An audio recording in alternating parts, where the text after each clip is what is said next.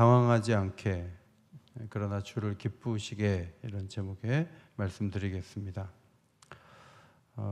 가끔 서프라이즈 행사를 하죠. 아주 먼 곳에 있는 자녀가 갑자기 부모님이 계신 곳에, 형제들은 다 알고 있는데 부모님 계신 곳에 턱 나타나면 놀라기도 하고 반갑기도 하고 왜 비밀로 했냐고 말하지만 굉장히 감격스럽죠. 2004년 9월 13일에 오프라 윈프리 쇼에서 간절한 꿈이 이루어지는 날, 이런 주제로 모였는데 여기에 참석한 276명은 내 가족과 친구들이 받아야 할 차를 받아야 될 이유, 이것을 편지로 보내라 그래서 276명이 온 거예요. 다 오라고. 그래서 시간을 맞춰갖고 276명이 왔는데 제네럴 모터스에서 나온 폰티악이라는 차를 11대를 뽑았어요. 그래서 뽑을 때마다 우리가 얼마 안 되는 그 가격에 그 물품을 놓고 환호한 것보다 10배나 더 크게 막 사람들이 11명이 막 기뻐요. 나머지는 이제 안 된 거죠. 근데 12번째 당첨자는 여러분이 나누어드린 상자 안에 키가 한 사람이 있다는 거예요. 열어보라고. 이게 딱 열었는데 거기에 265명 전원이 다 키가 있었던 거예요. 그래서 차를 276대를 정말로 나누어 줬어요. 이것은 오프라 윈프리가 부자라서 90억을 쓴 게 아니고요. 제너럴 모터스에서 폰티악 이 차를 광고용으로 90억을 쓴 거죠. 그렇게 해서 그 자리에서 굉장히 놀라운 경험을 했던 일이 있었습니다. 인생에서 당황스러운 상황을 우리가 많이 만나게 되는데 차를 뽑는 이런 감격보다는 대부분은 소식이 들려오면서 막 뛰어가야 되고 마음이 막 놀래고 힘든 비극이 대부분이죠. 여호수아 시대의 요단 동편을 먼저 점령하고 그곳에 눌러 앉으려고 했던 르우벤 갓 지파를 보면서 모세는 막 나무랬어요. 아니 어떻게 그런 생각을 하느냐. 아무리 동편 땅이 좋다고 해도 그러면 안 된다. 가데스 바네아에서 정탐꾼 올려보냈다가 내려와서 부정적으로 분위기를 이끄는 바람에 우리가 얼마나 홍역을 치렀는데 또 그런 얘기를 하냐고 모세가 막 노발대발했어요. 르우벤 갓 지파는 굉장히 가축이 많았고 그 요단 동편에 초지가 많았기 때문에 아무리 좋아도 요단 서편으로 가는 것보다 우리는 여기 남는 게 좋겠다는 생각을 했던 거죠. 그래서 이 두 지파는 얘기합니다. 서쪽으로 가서 싸운다면요, 우리는 싸울 거예요. 그리고 서쪽에 어떤 기업을 달라고 안 하고 우리는 다 그대로 돌아올 겁니다. 이렇게 약속을 하죠.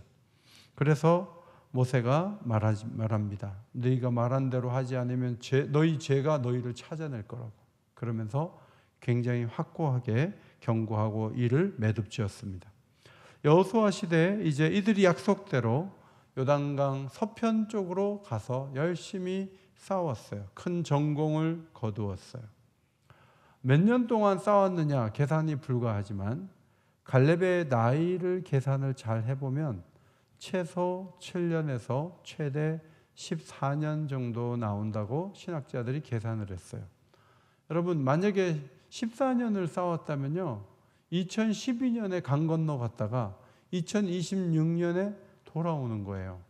그러면 얼마나 오랜 세월 동안 형제들을 위해서 그들이 목숨을 담보로 싸웠겠는가, 그런 생각을 하게 되는 거죠. 임무를 잘 마치고 각기 여호수아의 축복 속에 요단 동편으로 돌아왔습니다. 그런데 요단가에 큰 제단을 쌓은 게 보인다는 거예요. 이것은 굉장히 큰 문제였습니다. 모세를 통해 하나님 주신 말씀은 성소 단일화 규정이 있었어요. 신명기 12장 13절과 14절이에요. 같이 한번 읽겠습니다. 시작. 너는 삼가서 내게 보이는 아무 곳에서나 번제를 드리지 말고 오직 너희의 한 지파 중에 여호와께서 택하실 그곳에서 번제를 드리고 또 내가 내게 명령하는 모든 것을 거기서 행할지니라. 이 규정에 의하면 제단은 딱 한 곳에만 있어야 돼요. 그런데 요단강 저 동편 저쪽에 큰 제단을 만들었다고 하는 것은 하나님을 거역하거나 아니면 나라가 쪼개지거나 둘 중에 하나가 틀림없어 서쪽의 사람들은 반역 행위로 해석을 했어요. 그래서 전쟁을 불사하겠다 하고 군대를 모을 기세를 갖게 되었습니다. 그러나 제사장 엘르아살과 그 아들 비느하스, 열 지파의 천부장들을 대표단으로 해서 동편으로 가서 사정을 알아보게 했습니다. 길르앗 땅에 도착한 이 대표단은 먼저 따졌죠. 제단을 이렇게 쌓는 것은 하나님을 따르지 않는 것이고 배역하는 행위이고 하나님께 진노를 받을 일이라고 막 얘기를 했어요. 이것은 아간이 온전히 바친 물건에다가 손을 대고 화를 입는 것과 같은 결과를 초래할 수 있다. 그러면 안 된다라고 강력하게 얘기했어요. 그런데 두 지파 반은 이건요 제단을 쌓은 게 아니에요. 후손들이 저쪽 동쪽하고 서쪽과 동쪽이 무슨 관계가 있냐고 강을 사이에 두고 나뉘어질 것 같은 얘기를 할 때 그들에게 이것을 하나의 교육용으로 하나님을 섬겨야 된다는 교육용으로 만들어 놓은 거고 거기다가 뭐 재물을 올리거나 그런 용도는 아니에요 라고 얘기를 했어요. 대표단은 오해가 풀렸고 이 말을 전해 들은 이스라엘 자손들도 즐겁게 듣게 되었습니다. 두 지파 반의 기획과 또 자손들을 위한 교육 재료를 만드는 모습은 탁월한데 문제는 어디 있냐면 중앙에 있던 여호수아하고 말 한마디 하지 않고 너무 일을 많이 진행해서 오해를 불러 일으켰던 거죠. 하마터면 큰 전쟁이 날 뻔했어요.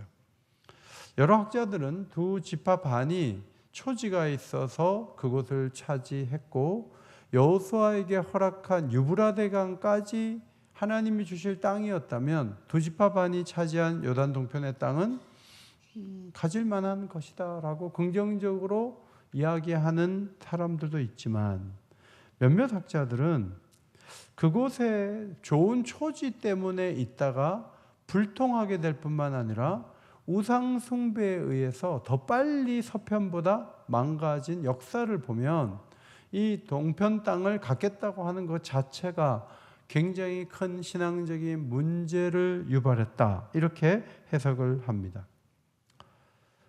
자손을 교육하려고 만든 거예요. 이런 얘기와 너희들 하나님 거역하려고 한 거지.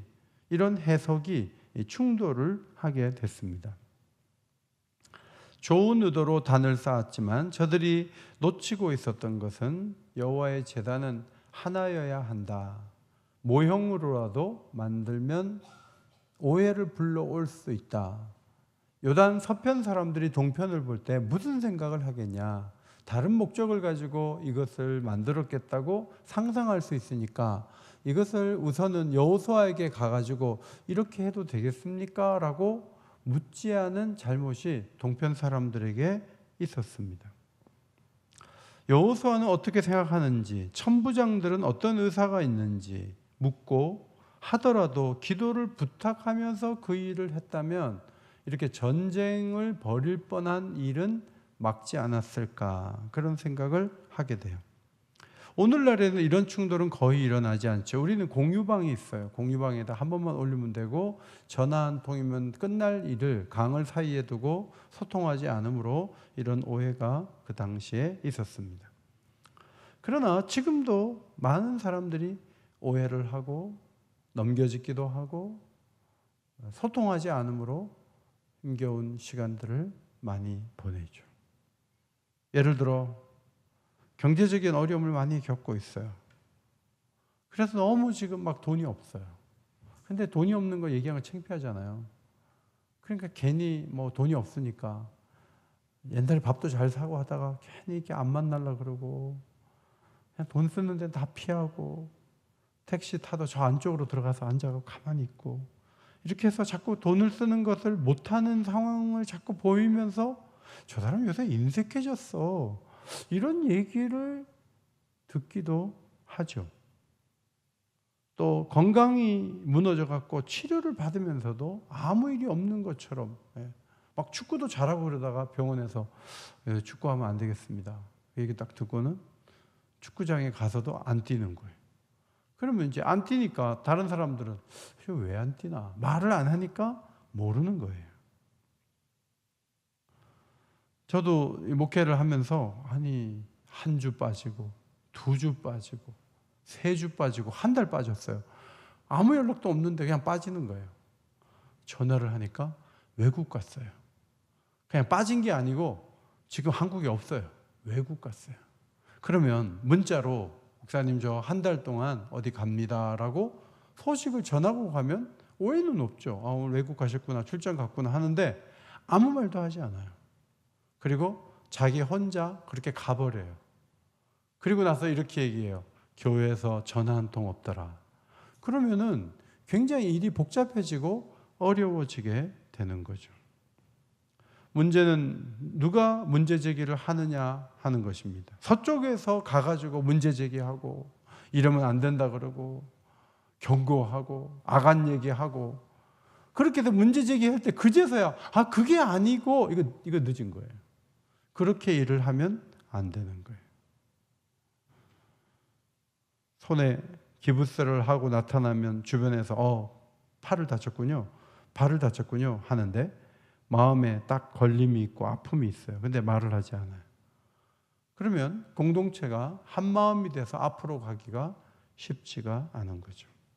그러므로 우리가 자주 모이고 대화하고 마음을 나누는 것은 매우 중요하죠. 제가 농아부 그때 뭐 이런저런 이유로 제가 마스터 차량에 농아부 학생들 데리고 가서 이렇게 쭉 보니까 같이 있으니까 농인들의 그 어려움을 알겠더라고요. 이번에도 에스라 지체들 제가 수련장에 갔었는데 가서 이렇게 밥을 먹으면서 얘기를 나누면서 에스라는 이런 생각을 갖고 있구나. 제가 짧은 특강을 하고 왔는데 에스라 청년부는 안 웃더라고요. 웃지 않고 저를 이렇게 노려보고 조용하더라고요. 그래서 좀 세대가 달라서 그런가? 내가 좀 웃은 얘기를 해도 별로 웃지를 않고 그래서 이 뭔가 간격이 있는 거예요. 그러니까 더 친해져야 되겠다. 그런 생각을 했어요. 히브리서 10장 25절에 모이기를 피하는 어떤 사람들의 습관과 같이 하지 말고 오직 권하여 그날이 가까움을 볼수록 더욱 그리하자 그랬어요. 같이 한번 읽을까요? 시작. 모이기를 피하는 어떤 사람들의 습관과 같이 하지 말고 오직 권하여 그날이 가까움을 볼수록 더욱 그리하자. 여러분 여기 모이자는 이유가 뭐예요? 예배죠. 예배. 하나님께 예배 드리려고 모이는 거예요. 그런데 이 말씀 속에는 어떤 의미도 있냐 하면 자주 만나서 대화를 함으로 오해를 불식시키고 마음을 하나로 만드는 기회를 그날이 가까움을 볼수록 더욱 그리하는 것이 교회를 위해 좋다는 얘기가 이 속에 담겨 있는 거예요. 그래서 모여서 기도하고 모여서 상황을 보고 막 주간에 변화가 엄청나게 교회가 많거든요. 저도 지금 오자마자 5층에 올라가서 위에서부터 쭉 한번 훑어봤어요. 그러면 며칠 전하고 지금 또 다르거든요. 어떤 일이 진행되고 어떻게 돌아가는가 옆을 살펴보는 거예요. 주일날 한 번만 와가지고 쓱 살펴보고 가버리고 일주일 후에 보자 이게 아니고 교회를 매일 와가지고 어떻게 상황이 변화되고 어떻게 새로워지는지를 자꾸 보려고 하고 사람들 만나서 수고한다고 얘기하고 그렇게 하면서 교회에 대한 애착이 높아지는 거지 중간 점검하듯이 교회를 와가지고 내가 이 한 달 3일 기도 내가 2번이나 왔는데 오늘 금요일은 제헌절이니까 가지 말아야 되겠다. 그래갖고 안 오면 교회 며칠 동안 또 교회 사장 돌아가는 거 잘 모르는 거죠.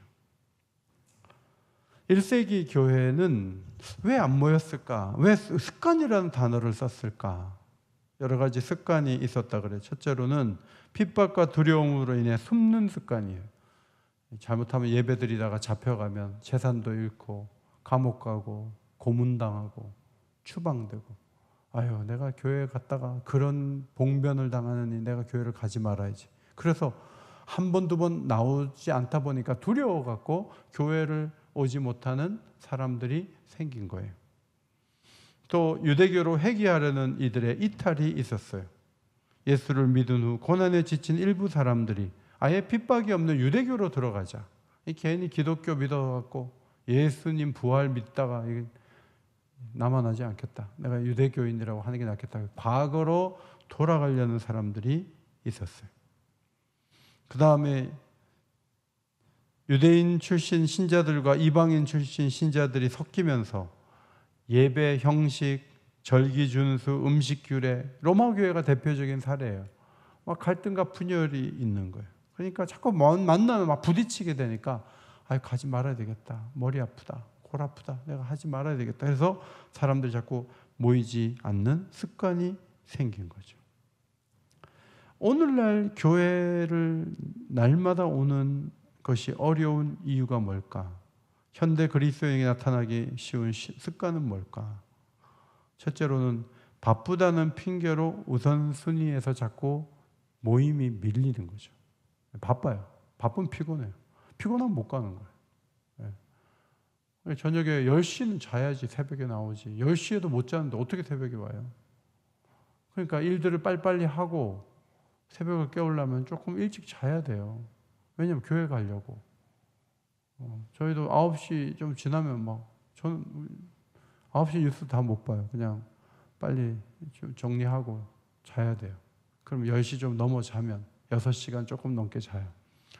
근데 이제 바쁘다 보면 12시까지 붙잡고 있는 거죠. 그러면 교회에 오는 힘이 그만큼 떨어지게 되는 거예요. 그 다음에 유튜브로 자꾸 신앙생활을 하다 보면 혼자 집에 있어요. 몇 년 동안 혼자 예배 드리는 분도 있어요. 그러면 교회 오는 거 힘들어요. 유튜브로 보는 걸 신앙이라고 생각하고 그것이 무슨 의지할 수 있는 좋은 통로가 생겼다고 생각하고 거기에 머물러 있는 그것은 하나님이 기뻐하는 모습은 아니에요. 그런 혼자 있는 성도들을 마귀는 찾아다닐 거예요. 그리고 공격하면 혼자서 기도도 부탁하지 못하고 무너질 수밖에 없어요. 그래서 이런 영적 고립을 자초하는 행위를 해서는 안 돼요. 그 다음에 관계의 상처를 이유로 공동체를 회피하는 습관을 가진 분들도 계세요. 사랑방에서 나는 너무 기막힌 얘기를 들어서 다시는 사랑방에 안 가기로 했습니다. 이렇게 얘기하는 분의 얘기를 직접 들어본 적이 있어요. 어떤 상처를 받았으니까 나는 그거 안 해. 난 앞으로 안 해. 딱 선을 긋는 거예요. 그것은 올바른 태도가 아니에요. 상처를 극복하려고 애쓰고 상처를 이겨내야지. 그저 회피하고 상처를 이유로 행동을 정당화하는 것은 하나님께 말씀드릴 수 없는 거죠. 그 다음에 예배를 드리는데 주일만 오는 거예요. 그냥 구경꾼처럼 다수 속에 숨어서.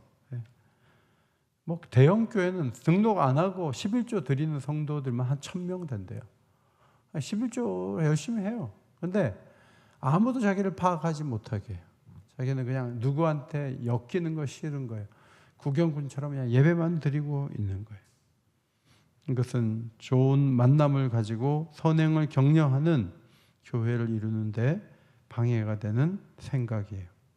강을 사이에 두고 얼마나 시간이 흐른지 모르지만 전쟁을 벌일 정도의 시각차가 발견된 거예요. 특사들이 가서 대화를 하지 않았다면, 지금으로 말하면 현대전으로 말하자면 미사일부터 쏴버리면 양쪽이 엄청난 전쟁을 치를 뻔했습니다.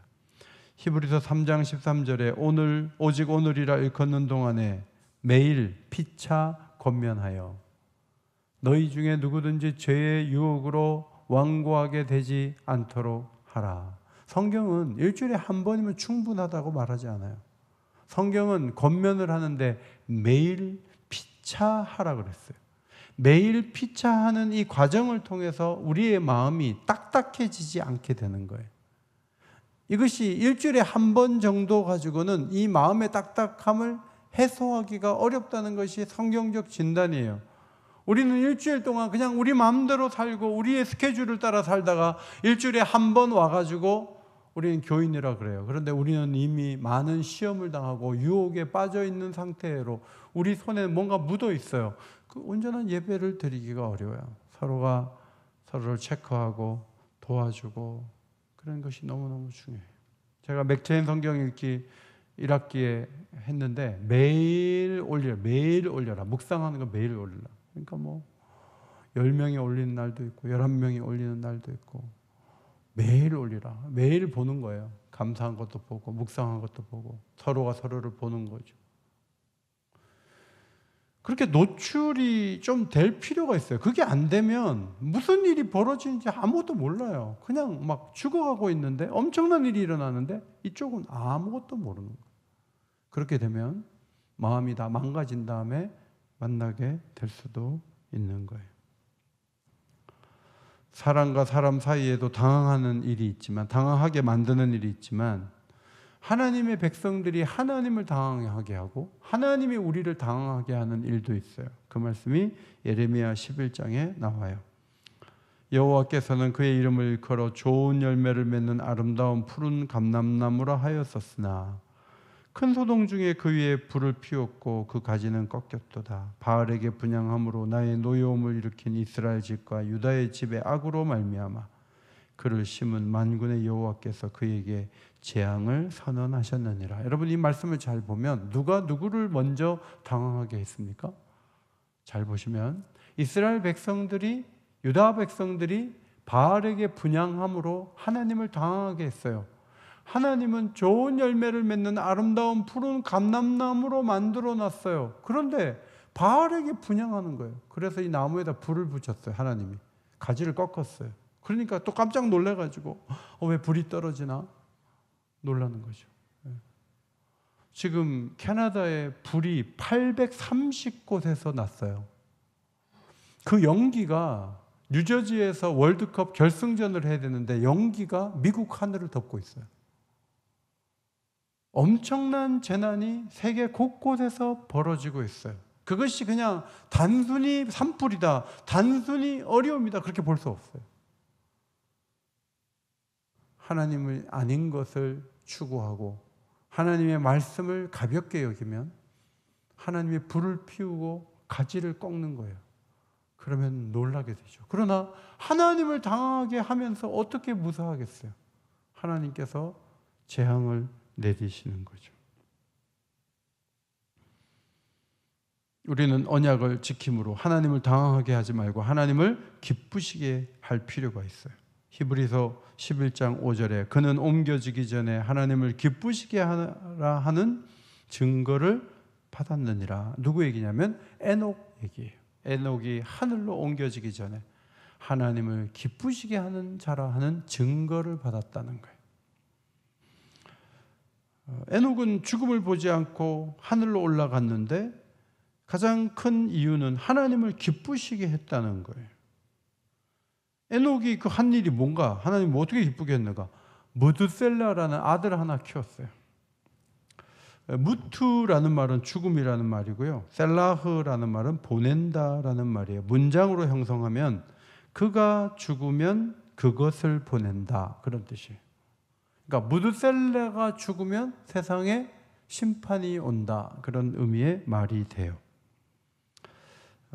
무드셀라가 몇 살에 죽었냐면 969살에 죽었어요. 65살에 에녹이 무드셀라를 낳았어요. 그대로 보여줘요. 그런데 무드셀라가 187살 때 라멕을 낳았고 라멕은 182살에 노아를 낳았어요. 그리고 노아가 600세 되던 해에 홍수가 났어요. 정확하게 무드셀라가 죽었을 때 홍수가 임한 거예요. 그래서 이 아들의 이름에다가 앞으로 하나님께서 재난을 내리고 심판한다는 의미를 담아줬어요. 아들을 낳고 365살까지 300년을 더 살았어요. 300년 후에는 하나님이 세상을 앞으로 무드셀라가 죽을 때 하나님이 심판하시는데 내가 어떻게든 사는 동안에 최선을 다해서 하나님을 섬겨야 되겠다, 그 마음이 에녹에게 있었던 거예요. 정확하게 300년이라고 자기가 추론할 수는 없었겠죠. 어쨌든 우리 아들이 죽는 날 세상이 달라진다는 생각은 분명하게 있었어요.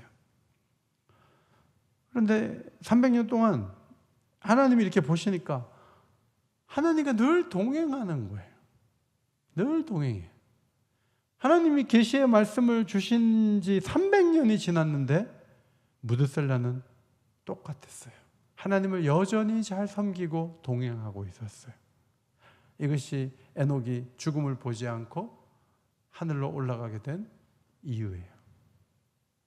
우리는 1월 달에 하다가 10월 달 정도 되면 안 해요. 처음에 막 목사 안수 받을 때 그때 태도와 10년만 지나면 전혀 다른 모습이에요. 임직식을 하고 그 해에 정말 열심히 하더라고요. 3년을 지나니까 얼굴 보기도 힘들어요. 그런데 에녹은 몇 년요? 300년을 그대로 하나님하고 동행하는 거예요. 하나님이 선물을 좀 줘야 되겠다. 뭐 집을 지어주거나 뭐 딴 거 안 주고, 야 너는 죽음 근처도 가지 마라. 그냥 올라와. 그래가지고 에녹은 죽음을 보지 않고 올라갔어요. 빌리그람 목사님도 나중에 돌아가시기 전에 부인이 먼저 죽고 고관절을 다쳐가지고 몇 년 동안 움직이지도 못하고 100살에 돌아가셨거든요. 장수를 해도 인생의 뒷부분은 누구나 다 피곤해요. 너무 힘들어요. 그런데 에녹은 그 죽음의 그늘을 전혀 경험하지 않고 하나님의 도우심을 받았어요. 하나님 주신 선물이죠. 마태복음 25장에 미련한 처녀 5과 슬기로운 처녀 5이 나오죠. 그런데 이 비유를 보면 다 잤어요. 밤중에 신랑이 왔어요. 모두가 놀랐는데 슬기로운 처녀 5은 기름이 준비되어 있었고 미련한 처녀들은 아무것도 준비를 안 해놓고 등만 있었어요. 기름이 없었단 말이에요. 그래서 기름을 빌리려고 했지만 기름을 빌릴 수가 없었어요. 결국은 기름을 사러 나갔는데 그 사이에 문이 잠겼어요. 중요한 잔치자리에 들어갈 수가 없었습니다. 에녹은 노아의 심판이 있기 전에 미래의 날에 대한 경고를 받으면서 준비를 했죠. 슬기로운 처녀처럼 살았던 거예요. 여러분, 예수님이 내일 아침에 오신다면 기름이 준비되어 있나요? 성령으로 충만하고 충분히 기도하고 주의 재림을 준비하는 그 기름이 준비된 모습으로 우리가 깨어 있는가? 아니면 절대로 3년 안에는 안 오신다는 확신을 가지고 그냥 내 마음대로 미련한 처녀처럼 살고 있는가? 우리 자신을 잘 점검해야 돼요. 300년을 살면서 죄에 빠지지 않고 유혹에 흔들리지 않고, 여러분 300년을 살면 그때 아무리 장수하는 시대라고 해도 몸이 얼마나 힘들겠어요. 걷기도 힘들 것 같아요. 그래도 하나님과 동행하는 그 시간들을 놓치지 않았어요. 뭐 대학에 갔다고 신앙 버리고, 군대 갔다고 신앙 버리고, 시집 갔다고 신앙 버리고, 그렇게 단타를 내듯이 그렇게 신앙생활을 해서는 하나님을 기쁘시게 할 수가 없어요. 에녹의 일관성을 가장 기뻐하신 분은 하나님이셨고, 하나님은 죽음을 보지 않고 영광의 나라에 들어가게 하셨어요. 오늘도 하나님을 기쁘시게 하면 하나님이 선물을 많이 갖고 있어요. 뭐든지 주시려고 그래요.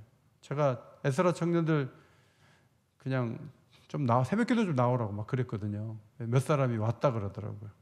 제가 밥을 사주려고 그랬는데 그냥 너무 피곤해갖고 다 갔어요. 갔는데 저도 뭔가 선물을 주고 싶어요. 그 나온 분들에게. 그런데 하나님께서 하나님을 기쁘게 하고 순종하는 사람들을 그냥 가만히 두지 않아요. 하나님 뭔가 줘요. 창세기 6장 8절로 9절. 그러나 노아는 여호와께 은혜를 입었더라. 노아는 의인이요 당대의 완전한 자라. 그가 하나님과 동행했다 그랬어요. 하나님께서 노아에게 주신 은혜가 뭔지 아세요? 방주를 만들어라. 이 소식을 너의 가족에게 말하고 또 사람들에게 의를 전파하라고 했어요. 그 이 귀한 정보, 복음을 준 거예요. 이게 노아가 은혜를 입은 증거예요. 그래서 노아가 얘기를 왜 안 했겠어요? 사람들이 미쳤다고 했겠죠. 그런데 노아는 가족을 잃어버리지 않았어요. 며느리 셋, 아들 셋, 부인 자기 8명이 다 구원을 받았어요. 이것이 노아가 받은 은혜예요. 여러분 가운데 자녀들을 위해 기도하는 분들이 계십니까? 은혜를 입어야죠. 은혜를 달라고 하죠.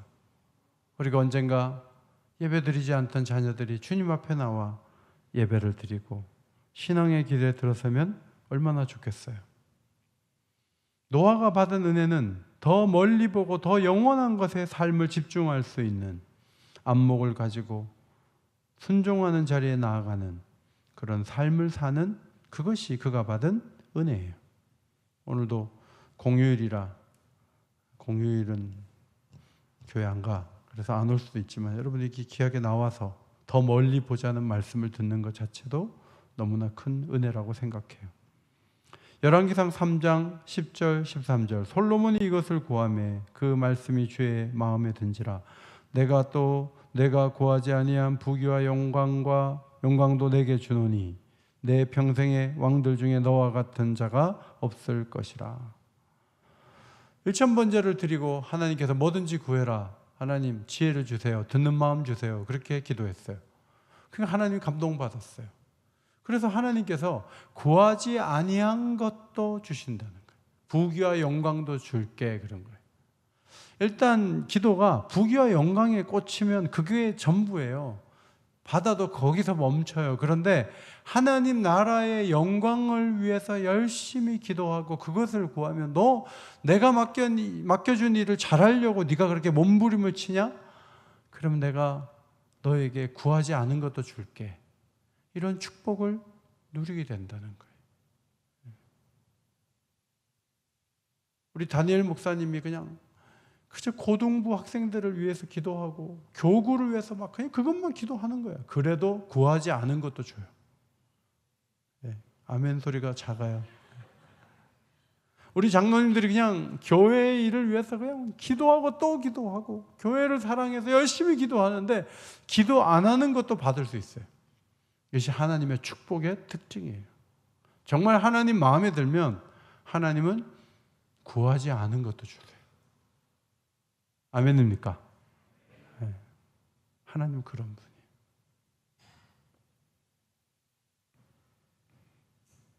히브리서 11장 6절에 하나님께 나아가는 자는 반드시 그가 계신 것과 또한 그가 자기를 찾는 자들에게 상 주시는 이심을 믿어야 할지니라. 여러분, 하나님 계신 거 우리가 믿잖아요. 그리고 뭘 믿어야 돼요? 하나님을 찾는 자들에게 하나님은 뭐 준다고요? 상 주시는 이예요. 하나님을 당황케 하니까 하나님도 당황하게 만들고 재앙을 내리기도 하지만 하나님은 기도하는 자들에게 기본적으로 상 주시기를 원하시는 분이에요. 더 많이 간구하는 것은 상 받을 가능성을 더 높이는 거예요. 대강 기도하는 것은 상 못 받을 확률이 커요. 그래서 하나님을 계속 찾고 구하는 것은 너무나 귀한 거예요. 그것이 우리가 할 일이에요. 기도할 때 하나님이 우리에게 무슨 상을 주세요? 내가 너한테 네가 원하는 거 다 해줄게. 막 그 귓가에 음성 들려주고, 그런 음성 듣는 사람은 얼마 안 되겠죠. 대부분이 받는 하나님의 상이 뭔지 아세요? 기도하다 받는 상이 하나님의 임재, 성령의 기름 부으심이에요. 그래서 기도하고 나서는 혼자 가지 않는 거예요. 하나님과 동행하는 거예요. 기도를 충분히 하지 않으면 혼자 사는 거예요. 그러나 기도하면 하나님과 동행하며 사는 거예요. 하나님의 임재 속에 사는 거예요. 그렇게 임재 속에 살려고 노력하는 것이 기도 생활하고 굉장히 밀접하게 연결되어 있어요. 기도를 안 하는 만큼 혼자 사는 거예요. 가장 큰 기쁨은 뭐죠? 물건을 받는 게 상이다. 물건은 낡아져요. 제가 한 10년 전에 새집 사가지고 이사 신방 갔던 집 10년 뒤에 가면 집이 낡아 있어요. 저는 10년 만에 가서 알아요. 새 집을 사도 낡아요. 건강을 위해서 기도하지만 그 건강이 계속 이어지지 않아요. 언젠가 건강도 꺾여요. 지금 좋다고 하는 그것이 나중에 나쁘게 될 가능성이 굉장히 커요. 정말 그래요. 예. 제가 주식 위험하다고 몇 번 말씀드렸어요. 그때만 팔았어도 손해는 덜 봤을 거예요. 어떤 청년이 저한테 그랬어요. 목사님 주식 얘기 좀 하지 마세요. 목사님 얘기하면 바로 떨어져요. 저한테 그 얘기 하더라고요. 그래서 아니 내가 원고도 없는데 그런 얘기해서 미안한데 나는 거기다가 기대고 살지 말라는 뜻이야. 용돈 정도로 재미로 하는 건 괜찮지만 그걸로 한몫 볼라 그러면 비전문가인 우리가 어떻게 그게 가능하겠어. 지금 굉장히 위험천만한 길로 가고 있어요. 여러분 그런 차원에서 응답은 그거는 별로 큰 기쁨이 될 수가 없어요. 가장 좋은 응답은 반석이 되시고 요새가 되시고 나와 동행하시는 하나님이 내 곁에 계신 거예요. 그게 보이는 거예요. 그걸 확신하는 거예요. 그리고 그분의 손을 붙잡고 사는 거예요. 이것이 우리가 받는 굉장히 큰 축복이에요. 오순절에 모여든 이들 속에서 성령 안에서 기도하던 성도들은 다양한 이방 방언으로 하나님의 큰일을 말했어요. 사람들이 놀랐어요. 여러 언어, 현지어를 막 얘기하니까, 외국어를 막 하니까, 갈릴리 전 사람들이 외국어를 하니까 경건한 유대인들이 깜짝 놀라면서 사도행전 2장 12절 13절 같이 한번 읽겠습니다. 시작. 다 놀라며 당황하여 서로 이르되 이 어찌된 일이냐 하며 또 어떤 이들은 조롱하며 이르되 그들이 세술에 취하였다 하더라. 다 당황하는 거예요. 아니 그 하나님의 큰일이 뭐냐면 구약으로 보면 홍해 사건이고 바벨론에서 돌아온 사건일 거예요. 신약에서 뭐냐면 예수님이 사흘 만에 죽은 자 가운데서 살아났다는 부활을 말해요. 그런 얘기들을 막 하니까 현지어로 하니까 놀라는 거예요. 일단 이 방언하는 것 자체를 놀라고 그 하나님의 큰일에 대해서 다시 한번 놀라게 되는데 모두가 당황하고 놀란 건 아니에요. 어떤 사람은 조롱했어요. 아니 지금 대낮에 술 먹고 다녀? 이렇게 반응하는 사람도 있었어요. 그러나 이런 기세를 몰아서 온 세계 가운데 복음을 전한 거죠. 하나님의 사랑을 전달한 거죠. 백정이 너무 아파서 죽어갈 때 왕어의로 일했던 선교사가 의사가 그 백정을 치료해 줬을 때 왕을 치료한 손으로 자기를 치료할 때 당황하는 거죠. 복음을 전하는 행위는 상대방을 상당히 당황하게 만드는 거예요. 짐 엘리엇이 죽었는데 그 부인이 와서 다시 또 복음을 전할 때 그 부족들은 당황하죠. 아니 이럴 수가, 어떻게 이럴 수가. 그리고 나서 그들이 주님 앞으로 돌아오게 되는 거죠. 그러니까 나쁜 의미에서 당황함도 있지만 세상을 깨우기 위해서는 세상을 당황하게 만들 만한 뭔가 영적인 능력과 파워와 복음의 충만함으로 교회가 무장해야 하나님의 큰일을 이룰 수 있다는 것을 성경이 가르쳐 주고 있습니다. 말씀을 정리합니다. 소통 부재로 사람들을 당황하게 만드는 삶을 사는 것은 아닌지, 나는 내가 괜찮으니까 저쪽도 괜찮을 거야. 근데 그렇지 않아요. 얘기를 해야 돼요. 할 얘기는 하고 해야지 얘기도 안 하고 막 진행을 해나가면 나중에는 어려움이 생길 수가 있어요. 부부간에도 빨리빨리 얘기를 해야지. 정말 중요한 얘기를 숨기고 있으면 나중에 어려움이 올 수가 있어요. 교회가 오해를 불식시키기 위해서 날마다 하나님이 매일 예배를 받으시기 위해서 우리를 매일 오라는 것도 있지만 한편으로는 모여서 눈을 맞추고 같이 한자리에 앉아서 기도를 드리고, 교회의 DNA는 이따금 모이는 거 아니에요. 그냥 날마다 모이는 거예요. 날마다 모여서 하나님 높이는 게 일상화되는 거예요. 그것이 교회의 DNA예요. 그것이 현대 와서 많이 깨지는 거죠. 사랑방도 지금 방학에 들어갔으니까 교회 한 번씩 이렇게 오면 문제가 생길 수 있는 거예요. 더 자주 모이고 더 자주 대화하고 더 자주 함께 기도하는 것이 중요해요. 한편으로는 복음을 전하며 세상을 새롭게 하는 강력한 힘으로 무장해 나가서 주님을 기쁘시게 하는 주의 백성들이 다 되시기를 예수의 이름으로 축원합니다.